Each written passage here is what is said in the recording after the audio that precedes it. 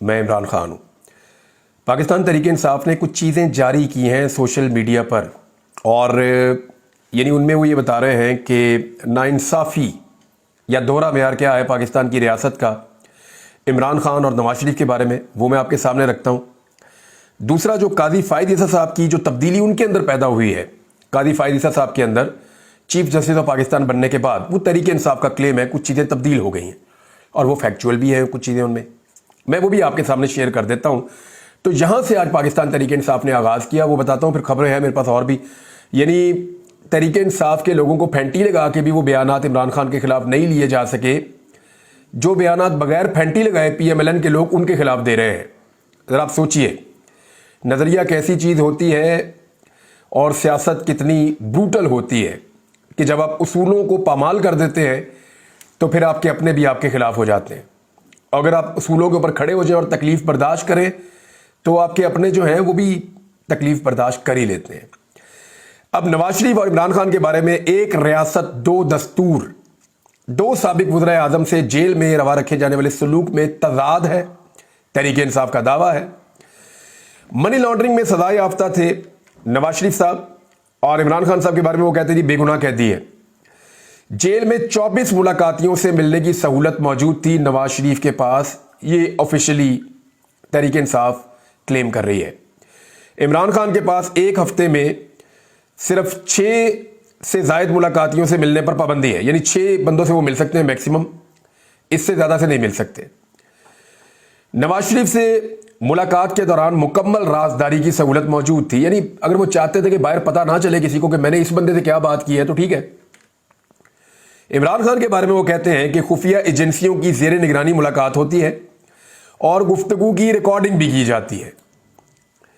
نواز شریف کے بارے میں وہ کہتے ہیں میڈیا سے بات چیت کی مکمل آزادی تھی، میاں صاحب جو چاہتے تھے وہ کہہ دیتے تھے، جو پیغام جہاں چاہتے تھے پہنچا دیتے تھے۔ مجھے صحافیوں نے بتایا کہ میاں صاحب تو ایسے ریلیکس تھے کہ جو مرضی صحافی میاں صاحب نام لکھ کر دیتے تھے اور صحافیوں کو وہاں پہ جتھے صحافیوں کو لے جا کے ملوائے جاتے تھے، 10 12 صحافی لائنوں میں بٹھا کے میاں صاحب ان کے ساتھ خطاب فرماتے تھے۔ عمران خان کے ساتھ جو میڈیا سے بات چیت پر پابندی وہ آپ کے سامنے ہے، بڑی مشکل سے جب ان کا کیس چل رہا ہوتا ہے کورٹ کے اندر تو تب ہوتا ہے۔ ایک اور، بادشاہ سلامت کو مرضی کی ہر ملاقات کی آزادی ہوتی تھی نواز شریف کو۔ میں آپ کو بتا دیتا ہوں، ایسے ایک لسٹ آتی تھی نواز شریف کے پاس اور اس کے اندر ٹائپ کیے ہوئے نام لکھے ہوتے تھے کہ فلاں فلاں لوگ آج آپ سے ملنا چاہتے ہیں، اور میاں صاحب اب آپ بتا دیں آپ کس سے ملنا چاہتے ہیں۔ تو 50 سے لے کے 100 تک لوگوں کے نام ہوتے تھے۔ میاں صاحب ان میں سے لوگوں کو چوز کر لیتے تھے کہ میں فلاں فلاں بندے سے ملنا چاہتا ہوں، پہلے ان کو بھیج دیں، پھر ان کو بھیج دیں، پھر ان کو بھیج دیں، اور جن سے میں نہیں ملنا چاہتا میاں صاحب ان کے ناموں کے اوپر ٹک نہیں لگاتے تھے۔ تو یہ تھی میاں صاحب کی ملاقاتیں۔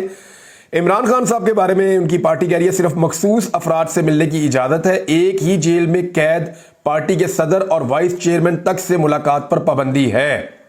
یعنی عمران خان صاحب جو ہے وہ اسی جیل کے اندر موجود شاہ محمود قریشی سے یا پرویز الہی سے بھی نہیں مل سکتے، تو جو باہر سے آنے والے ہیں وہ بھی مخصوص لوگ ہیں، سب کو ملنے نہیں دیا جاتا۔ ویسے نواز شریف صاحب کو بڑی آزادی تھی ان معاملات میں، یہ بات بالکل ٹھیک ہے۔ ایک چیز اور بھی ہے جس کو یہ لوگ بھول گئے کہ نواز شریف کی جو پیشیاں ویشیاں ہوتی تھی نا، نواز شریف صاحب ان کے اندر عدالتوں میں جاتے تھے، اور عمران خان صاحب جو ہے وہ ان کو تب سے لے کر اب تک ان کا چہرہ ہی کسی کو دیکھنے نہیں دیا گیا۔ 1 سال ہونے والا ہے، یعنی 8-9 ماہ ہو گئے ہیں، نہ ان کا چہرہ نہ ان کی آواز کسی کو دیکھنے ہی نہیں دیا انہوں نے۔ جیل کے اندر ہی ہم ٹرائل کریں گے، تو نواز شریف کے پاس یہ والی سختیاں ان پہ نہیں ہو رہی تھی۔ اب آج قاضی فائد عیسیٰ صاحب کے بارے میں پاکستان تحریک انصاف کیا کہہ رہی ہے۔ تحریک انصاف نے کہا کہ جس قدر اسٹیبلشمنٹ کی سہولت کاری قاضی فائز عیسیٰ کر رہے ہیں، اس کی مثال پاکستان کی تاریخ میں نہیں ملتی۔ خالی آسامی کے باوجود chief justice Peshawar high court کو صرف اس لیے سپریم کورٹ نہیں لایا گیا کہ پشاور ہائی کورٹ نے اسٹیبلشمنٹ کی منشا کے مطابق کام نہیں کیا۔ اب جو دوہرا معیار ہے قاضی فائد عیسیٰ صاحب کا، مبینہ طور پہ جو کہہ رہے ہیں پاکستان تحریک انصاف کے لوگ کہ سپریم کورٹ میں بلوچستان سے 3 جج، جبکہ بلوچستان سے 4 گنا بڑے خیبر پختونخوا سے صرف 2 جج سپریم کورٹ کا حصہ ہے۔ اب پشاور ہائی کورٹ والے جو جج صاحب ہیں سپریم کورٹ کے اندر وہ نہیں پہنچے، اس کا بھی ذکر کیا گیا ہے، کیونکہ وہ کہہ رہے ہیں کہ اسٹیبلشمنٹ کی منشا کے مطابق وہ کام نہیں کر رہے تھے۔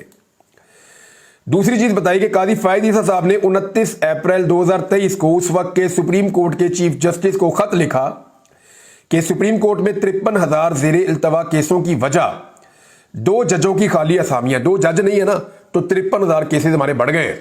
और वजह यह है कि 2 जज नहीं है, जिन्हें जल्द अज जल्द पुर किया जाए इन सीटों को, क्योंकि ऐसा ना करने की सूरत में सुप्रीम कोर्ट आइन शिकनी की मुर्तकब हो रही है। अब बन गए कादी फायद ईसा साहब चीफ जस्टिस ऑफ पाकिस्तान। तो वो ये कह रहे हैं, और आज वही कादी फायद ईसा 57,000 जेर इल्तवा केसों के बावजूद, यानी तब 53,000 थे, आज 57,000 है, सुप्रीम कोर्ट में 3 खाली असामियां कई माह से पुर करने को तैयार नहीं है। ये एक और इशू। फिर एक और बता रहे हैं जी वो कि मार्च 2022 में कादी फायद ईसा साहब क्या थे। उन्होंने कहा सियासी नौयत के अहम केसेस में चीफ जस्टिस का अपने साथी सीनियरिटी में नंबर 4, नंबर 8 और नंबर 13 का बेंच बनाना ऐसन कानूनी रवायत के खिलाफ है। वो ये कह रहे हैं कि नीचे वाले जजेस को ले रहे हैं, सीनियर जजेस को नहीं ले रहे। सियासी नौयत के केसेस में ये एतराज लगाया था चीफ जस्टिस के खिलाफ उस वक्त कादी फायद ईसा साहब ने मार्च 2022 में। अब आ जाए आप जनवरी 2024 में, जब कादी फायद ईसा साहब खुद चीफ जस्टिस हैं, तो सीनियरिटी में नंबर 8 जस्टिस मोहम्मद अली मजर, सीनियरिटी में नंबर 13 जस्टिस मुसर्रत हलाली के साथ बेंच बनाया और तहरीक इंसाफ से इंतखाबी निशान छीन लिया। ये वही कादी साहब हैं, इनकी जनाब बिल्कुल वो सोच ही बदल गई चीफ जस्टिस बनने के बाद पीटीआई की बकौल। कादी फायद ईसा 2015 में क्या कह रहे हैं, फौजी अदालतें गैर आईनी हैं, पार्लिमान आईनी तरमीम के जरिए भी इसे नाफिज नहीं कर सकती। ये 2015 में कादी फायद ईसा साहब का ये सोचना था। 2024 में वही कादी फायद ईसा क्या कर रहे हैं, फौजी अदालतों को गैर आईनी करार देने का 5 रुकनी बेंच का फैसला गुज़िश्ता 6 माह से मुअत्तल और सुप्रीम कोर्ट में जेर इल्तवा है। ये वो कादी साहब वही है 2015 वाले। सोच में तब्दीली शायद आई है, हालात में भी। 2015 में कादी फायद ईसा साहब ने कहा कि फौजी अदालतें गैर आईनी है और मैं पार्लिमान की जानिब से की गई आईनी तरमीम को मुस्तरद करके उसे कलअदम करार दे देता हूं। ये 2015 में। और अब कादी फायद ईसा साहब 2024 में क्या कह रहे हैं कि पार्लिमान सुप्रीम है, मैं इसका एहतराम करता हूं, हाई कोर्ट जजों की हरासानी से मुतालिक पार्लिमान कानून साजी करे, हम कुछ नहीं कर सकते। यानी उस वक्त वो कह रहे हैं कि पार्लिमान भी ये फैसला करेगी तो मैं हटा दूंगा, गैर आईनी है, गलत है। और आज जो है वो कह रहे हैं पार्लिमान ही सुप्रीम है और वही सारा कुछ करेगी। अच्छा, एक और चीज उन्होंने जो पॉइंट आउट की कादी फायद ईसा साहब के हवाले से, उन्होंने कहा कादी फायद ईसा ने चीफ जस्टिस बनने से कबल जनवरी 2022 से लेकर अप्रैल 2023 तक चीफ जस्टिस उमर अता बंदयाल साहब के नाम मजमूई तौर पर 8 खतूत लिखे। अब मई 2023 में इस्लामाबाद हाई कोर्ट के जजेस से मुलाकात और उनकी शिकायत सुनने के बावजूद कोई खत ना लिखा और ना ही अगले 10 माह इसका कोई जिक्र किया, मई 2023 से लेकर अब तक। यानी मुलाकात की, उन्होंने देखा, बात सुने, उस वक्त भी तो जजेस मिले थे ना। यानी जब इमरान खान साहब की हुकूमत थी उस वक्त कादी फायद ईसा साहब किसी और तरह सोच रहे थे, उमर अता बंदयाल साहब के बारे में किसी और तरह सोच रहे थे। लेकिन मई 2023 में कादी फायद ईसा साहब को इस्लामाबाद हाई कोर्ट के जजेस मिले और उन्होंने प्रॉब्लम्स बताई, लेकिन क्योंकि वो चीजें मुबैना तौर पर इमरान खान साहब के खिलाफ थी तो इसलिए कादी फायद ईसा साहब ने उसके ऊपर कोई खत नहीं लिखा, हालांकि वो उस वक्त भी लिख सकते थे। लेकिन पीटीआई को लगता है कि कादी साहब सिर्फ वही चीजें देखते हैं जिनमें इमरान खान साहब को नुकसान हो, वहां पे वो खामोश भी रहते हैं मसलिहतन। अब आ जाए कैप्टन सफदर। इससे पहले आपको मैंने बंदे बताए थे, मिफ्ता इस्माइल, मोहम्मद जुबैर, राना सनाउल्लाह भी वक्तन फवक्तन। राना साहब को अब मिल गया एक ओहदा, ऑफर हो गया है, अब लगता है वो नॉर्मलाइज हो जाएंगे। जो बहुत बड़ी तादाद में टॉक शोज कर रहे थे, कभी इमरान खान को ऊपर उठा रहे थे, कभी किसी को गिरा रहे थे, कभी ये कर रहे थे, कभी एस्टेब्लिशमेंट के गले पड़ जाते थे। ये सारा कुछ सिर्फ एक नौकरी के लिए होता है। सियासतदान को और क्या चाहिए होता है, एक बड़ी सीट, एक पक्की नौकरी। तो ऐसा लगता है कि राना सनाउल्लाह साहब को अब सुकून आ जाएगा, दिल को तसल्ली मिल जाएगी। जावेद लतीफ, खुर्रम दस्तगीर और बहुत सारे लोग, ये वो लोग हैं जो टुकराए हुए लोग हैं। नवाज शरीफ आज खुद। अब कैप्टन सफदर भी बोल पड़े हैं। कैप्टन सफदर ने फरमाया, एक तो मुझे समझ नहीं आती कि अपोजिशन के बीच में कैप्टन सफदर कर क्या रहे होते हैं। बहरहाल कैप्टन सफदर साहब गए और मौलाना फजलुर रहमान साहब बैठे हुए स्टेज पे। कैप्टन सफदर फरमा रहे हैं, हमारी हुकूमत, हमारी क़यादत और फौज कश्मीर को आज़ाद करवाने में दिलचस्पी नहीं रखती। कैप्टन मोहम्मद सफदर का यह कहना है कि ना हुकूमत, ना क़यादत, ना फौज कश्मीर को आज़ाद करवाने में दिलचस्पी नहीं रखती। और जोशे खिताबत में उन्होंने ये कहा और फिर फजल रहमान साहब को कहा कि मौलाना साहब अगर मैं गिरफ्तार होकर वहाँ DI खान पहुँच जाऊँ तो मुझे खाना पहुँचा देना। खाने से मुझे याद है कि कैप्टन सफदर साहब को तो अब खाने का बिल भी बहुत सारी जगहों पे खुद देना पड़ रहा है। और ये मैं आपको इन्फॉर्मेशन बता रहा हूँ। कैप्टन साहब की अल्लाह ताला आसानियाँ पैदा करे, लेकिन अगर कैप्टन सफदर साहब बिगड़ गए, जो उनके साथ आजकल सलूक हो रहा है, मैं आपको पहले बता चुका हूँ कि निजी ज़िंदगी में कभी नहीं जाऊँगा, कभी किसी की निजी ज़िंदगी में नहीं जाऊँगा और ना कभी माजी में गया हूँ। लेकिन कैप्टन सफदर के ऊपर मुझे तरस आ रहा था, और अगर ये बिगड़ गए और उन्होंने खुलकर चीज़ें बताना शुरू कर दी, जो पॉलिटिकल चीज़ें होंगी, फिर उनको मैं उठाऊंगा, उनके ऊपर बात करूंगा, जिनका ताल्लुक मेरे मुल्क से, मेरे मुल्क की सियासत से और अवाम के साथ होगा, वो चीज़ें मैं उठाऊंगा। निजी ज़िंदगी के ऊपर कभी बात नहीं करूंगा, पहले भी नहीं की। तो कैप्टन सफदर जो है उन्होंने बम फाड़ा है और इसके पीछे रीजंस हैं। अब कुछ निजी नौयत के रीजंस हैं तो उनके ऊपर तो मैं बिल्कुल डिस्कस नहीं कर रहा। PMLN को नाज़रीन एक आदत है कि जो भी चीज़ बुरी होती है वो इमरान खान पे डाल देते हैं। क्यों डालते हैं वो मैं आपको बताता हूं, लेकिन पहले आप एहसन इकबाल का स्टेटमेंट सुन लीजिए। उन्होंने कहा इमरान खान के गलत फैसलों की वजह से आज किसान परेशान है, हुकूमत अपने वसाइल में रहते हुए किसानों की मदद करेगी। अभी थोड़े दिन पहले सब बता रहे थे कि निगरान हुकूमत के गलत फैसलों की वजह से किसान मार खा गया। आप किसी भी किसान के मुंह के आगे माइक करें, मैं चैलेंज करता हूं उन तमाम रिपोर्टर्स को और एंकर्स को जो बड़ा उछल उछल के जाते थे इमरान खान साहब के दौर में, जाके माइक लगते थे गरीब आदमी के मुंह में, अब लेकर जाए और पूछेंगे इमरान खान के दौर में किसान बेहतर था या अब बेहतर है। तमाम किसान कह रहे हैं कि इमरान खान के दौर में हमें मार नहीं पड़ी, हम खुशहाल हो रहे थे। ये पहली मर्तबा ऐसा हो रहा है कि किसान को पिछले 2 साल से लगातार मार पड़ रही है, लगातार तीसरा सीजन है जिसके अंदर उसको मार दी जा रही है। तो अब जो है वो किसान भी नाको नाक भर गया है, वो एहतजाज करना चाहते हैं। एहसन इकबाल साहब को और PMLN को उनके साथ जो बुरा होता है ना, उसमें उन्हें लगता है कि इमरान खान मुलव्वस है। वजह पता है क्या है? वजह यह है कि इमरान खान ने इनके साथ वो कर छोड़ी है, इमरान खान ने इनके साथ वो की है जो ये कभी सोच भी नहीं सकते थे। बर्बाद कर दी पकड़ के इनकी सियासत, इनका बयानिया भी इनसे छीन लिया, ये शीशे में शक्ल देखने जोगे नहीं रहे। ये हालात इमरान खान ने इनके साथ पैदा कर दिए। तो अब उन्हें यह लगता है कि क्योंकि इस आदमी ने हमें तबाह किया ना, तो हर चीज ही इसने तबाह की है। यानी मुझे तो ऐसा लगता है कि किसी दिन ये उठेंगे और उठकर कहेंगे मसला कश्मीर और मसला फ़लस्तीन ये इमरान खान की वजह से। किसी दिन उठ के ये कहेंगे 9/11 भी इमरान खान ने किया था, पहली और दूसरी जंग अज़ीम भी इमरान खान की वजह से हुई थी, ये जो कोरोना वायरस फैला था ना, ये भी इमरान खान की वजह से फैला था। किसी दिन ये कह सकते हैं कि जनाब जो भुट्टो की फांसी हुई थी और सकूते ढाका हुआ था, इन दोनों के लिए भी जिम्मेदार इमरान खान है। आलमी हादसा हिरोशिमा नागासाकी में जो एटम बम मारा ना, वो भी एहसन इकबाल साहब इमरान खान ने मारा। आप ये भी इल्जाम उसी पे लगा दें, मुंबई अटैक भी उसके ऊपर डाल दें आप, दुनिया भर में होने वाली दहशतगर्दी और दाइश की कार्रवाइयां इमरान खान पे डाल दें आप।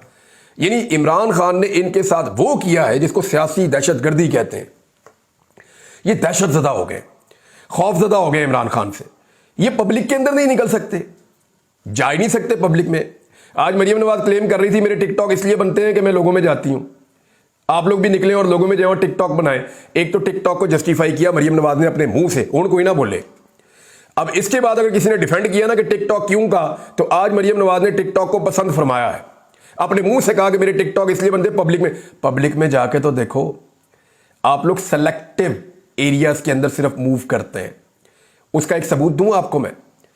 ये एक वीडियो है जिसमें राना मशहूर साहब 1 मई के हवाले से यौम मजदूरा पे कुछ मेहनत कशों को बिठाकर उनको सवालात याद करवा रहे हैं कि आपने ये सवाल पूछना है, आपने ये सवाल पूछना है, आपने ये सवाल पूछना है। रिहर्सल हो रही है, उनको बताया जा रहा है कि आप ये अज्यूम करें कि वजीर आजम पाकिस्तान यहां बैठे हुए, अब आप उठें और बताएं आप क्या पूछेंगे। रिहर्सल हो रही है। इनको इन चीजों की आदत है, पहले से तैयारी करते हैं, बंदे अपने लाकर बिठाते हैं, उन बंदों को सवाल याद दिलाते हैं, वो बंदे वही सवालात करते हैं, सवालात पहले बताए जाते हैं। गंदी आदत पड़ी हुई है शुरू से इनको। और डालने वाले कौन है? हमारे सहाफी। यानी मुझे अच्छी तरह याद है, मैंने पहली दफा सवाल कर लिया नवाज शरीफ से, तो मेरे जो सीनियर जर्नलिस्ट उस वक्त मौजूद थे वो मुझे ऐसे देख रहे थे जैसे मैं अछूत हूं। यानी मुझे कह रहे थे यार आपको जुमा 8 दिन हुए सहाफत में आए हुए, तो यार आपने डायरेक्ट नवाज शरीफ से ही सवाल कर लिए। वो भाई नवाज शरीफ है, वो खुदा थोड़ी है आसमान से उतर के आया हुआ है।